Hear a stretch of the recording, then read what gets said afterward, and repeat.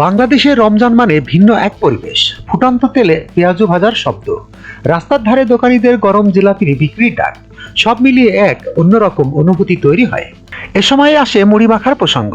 ইফতারের টেবিলে আলুর চপ, বেগুনি, পেঁয়াজুর মাঝে নীরবে জায়গা করে নেয় মুড়ি মাখা। সরিষার তেল, পেঁয়াজ, কাঁচামরিচ আর ছোলার সংমিশ্রণে তৈরি এই খাবারটি সহজ ও সুস্বাদু। কিন্তু বিতর্কের বিষয় হলো মুড়ি মাখায় জিলাপি মেশানো উচিত কিনা। মুড়ি মাখার ঐতিহ্য। প্রাচীনকাল থেকে মুড়ি ছিল জনপ্রিয় একটি খাবার, কারণ এটি হালকা ও সহজপচ্য। অপরদিকে জিলাপি এসেছে মোগল আমলে, পারস্যের ব্যবসায়ীদের হাত ধরে। পেঁয়াজু, বেগুনি আর আলুর চপ আমাদের খাবারের অংশ হয়ে উঠেছে বিভিন্ন ঐতিহাসিক প্রভাবের মাধ্যমে। কিন্তু ইফতারে মুড়ি মাখার জন্য জিলাপি মেশানো নিয়ে মতভেদ রয়েছে। জিলাপি বিরোধীদের যুক্তি। জিলাপি বিরোধীরা বলেন মুড়ি হালকা খাবার, আর জিলাপি চিনির বোমা। দুটো মিশালে স্বাদের ভারসাম্য নষ্ট হয়। তাদের মতে জিলাপির আঠালো ভাব মুড়িকে নরম করে ফেলে, যা অনেকের পছন্দ নয়। তাদের এই যুক্তির পক্ষে আছে বিজ্ঞান।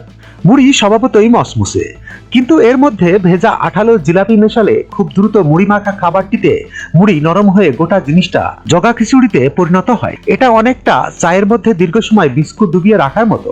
মুড়ির এই নরম হয়ে যাওয়া অনেকেই মেনে নিতে পারেন না। অন্যদিকে অনেকে ঐতিহ্যের প্রসঙ্গ টেনে বলেন, আগে মুড়ি মানেই লবণ, পেঁয়াজ, সরিষার তেল, এখন জিলাপি, পরে হয়তো চকলেট সিরাপও মেশাবে। কেউ কেউ এতটাই অভ্যস্ত সাধারণ মুড়ি মাখায় যে এই মুড়ির সাথে জিলাপির সংমিশ্রণ একদমই হজম করতে পারেন না। আবার কেউ কেউ মনে করেন ঝালমুড়ির ভেতরে মিষ্টান্ন, জিলাপি, বুন্দিয়া মিক্সড করে খাওয়া একটা স্বৈরাচারী পদ্ধতি। জিলাপি ছাড়াই যুগ যুগ ধরে ঐতিহ্যবাহী মুড়ি মাখা টিকে আছে। তাদের মতে এটা অনেকটাই বিরিয়ানির উপর শরবত ঢালার মতো অযৌক্তিক বিষয়। কিছু জিনিস একটি আরেকটির সঙ্গে মেশানোর জন্য তৈরি হয় না। জিলাপি প্রেমীদের যুক্তি। কেউ কেউ মনে করেন ফ্রেঞ্চ ফ্রাই আইসক্রিমে ডুবিয়ে খাওয়া গেলে মুড়িতে জিলাপি মেশানো যাবে না কেন। তাদের মতে মিষ্টি ও নোনতার সংমিশ্রণে নতুন স্বাদ তৈরি করে, যা অনেকেই উপভোগ করেন। আবার কেউ বলেন ইফতারে এত খাবার থাকলে মুড়ির সঙ্গে জিলাপি মিশিয়ে দেওয়া তো সময় বাঁচানোর একটা উপায়। কে বলে মুড়ি মাখানোর নির্দিষ্ট নিয়ম আছে।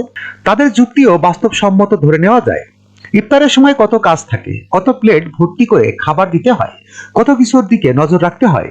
মুড়ি মাখার মধ্যে জিলাপি দিলেই তো কাজ সহজ হয়ে যায়। তাহলে এটা করতে সমস্যা কোথায়। জিলাপি মেশানো হবে কিনা এটা একান্তই ব্যক্তিগত পছন্দের বিষয়। কেউ বৈচিত্র্য পছন্দ করে, আবার কেউ ঐতিহ্য রক্ষা করতে চায়। তবে ইফতারের আসল সৌন্দর্য মিলেমিশে খাওয়া।